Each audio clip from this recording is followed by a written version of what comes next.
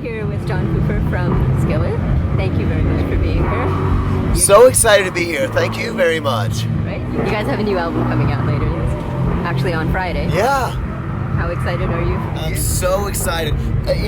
It's funny because you put so much time into this, 2 years into a record, 3 years writing, and then there's this really long wait period where you're done and it's like 4 months away. You're like, come on. And then all of a sudden you're like, oh my gosh, it's in a week and I'm not prepared for this. It's kind of like having a baby.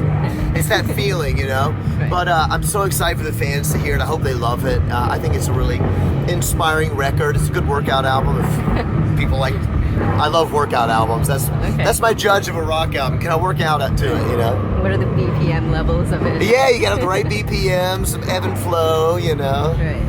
Okay, so I've got a few questions just based on the song titles from the album. Sure. So, legendary.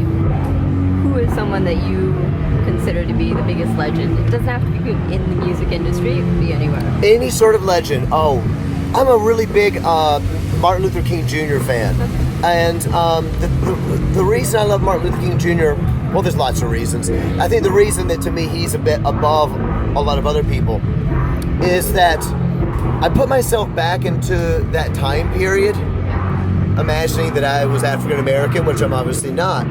I wonder if I would have had the grace to not be violent back. I think that non-violent protest, when you are being so oppressed, is beautiful. I think he was a prophet. I think he was a prophet to his people. So I think that's what I admire the most about him. Okay, and so there's another song, You Ain't Ready. So you ain't ready for me. Yeah, ain't ready. Come on now. I'm getting all pumped up, you see. It's always a good thing. Yes. Another good BPM song. Yeah, that's a good workout one right there. You ain't ready. You know what I like about this song? I think that right now in culture, we hear a ton about positivity. And you hear a lot, every commercial you watch, every TV show, every celebrity is going, be the best you can be. You're amazing. You're beautiful. You're awesome. And sometimes I watch this stuff and I go, I like that we are teaching people to be positive about themselves, but it's not very realistic. Life is not actually so good that every day is more amazing than yesterday. I think we're actually doing a disservice by not telling people, hey, by the way, life is going to suck sometimes. It's going to be really hard. You're going to fight with your kids, fight with your parents, fight with your spouse, lose your job, stress about your bills. The goal of life is not to go through hard times. The goal of life is to be victorious through those hard times. So You Ain't Ready is a little bit of a song about going, all right, I'm not trying to get away from the pain, I'm embracing the pain in order to win the fight. So I think that's a good message, and it's kind of that's a good one to lift some weights to, or a good fight song for sure. Okay. And so we're gonna go with Reach. What is something you're still striving for? What is something that I'm still striving for? Oh, I like that. How about I give you two things? Why don't I give you one practical goal and one sort of, spiritual, if you want to call it that. Practical goal of mine. I would love to be nominated for a Grammy in the rock world. That would be really cool.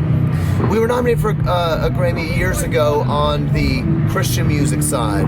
I would like to be nominated for Grammy on the rock side, or metal, whatever you want to call it, whatever category that is. Right. That'd be pretty awesome. Maybe more of a personal, spiritual goal is I would like to be a better dad. I got 2 kids, and I hope and I think I'm a good dad. I love my kids, more than anything in the world, but being a parent's really hard. For anybody watching, they know you're exhausted. Right. You got stress of your bills, how your kids are doing, and then you end up lashing out at them about something that's not their fault. You're just stressed out. That happened today. Okay. They're here. They're here today. Right. And I was getting ready. I was really stressed, and I was like, I just need to get in the bathroom to get ready for my interviews. And I realized, man, I want to do better next year than I did this year. A little personal growth. Right. How hard is it to be a dad when you're on the road? Like, you said that they're here with you today. Yeah. But are they always with you on the road? Or? I'm pretty lucky. My kids always travel with me. Some people watching might not know that my wife is also in the band. Right. So we've been doing Skillet ever since we got married, 22 years now. So we've been on the road our entire marriage. Our kids were born practically on the road. Ever since they were 3 months old, they were with us. So my kids have toured the world. They've, been in catering and tours with Iron Maiden and Metallica and Slayer and Anthrax and you name it, they've done it. Rob Zombie. It's a really good life. It's a very great lifestyle, but it's still challenging because when you're on the road, a lot of people demand a lot of you. Fans, like for instance, if we're on the road on a day off, I take my kids to a coffee shop. Maybe you run into some fans and want pictures, and my kids have to go, oh, that's okay, that's what my parents do. They stop to talk to people because you got to treat fans good. Right. So I think it's just keeping all the balance of everything, Okay. So now we're going to combine two songs. There's Rise Up and Terrify the Dark.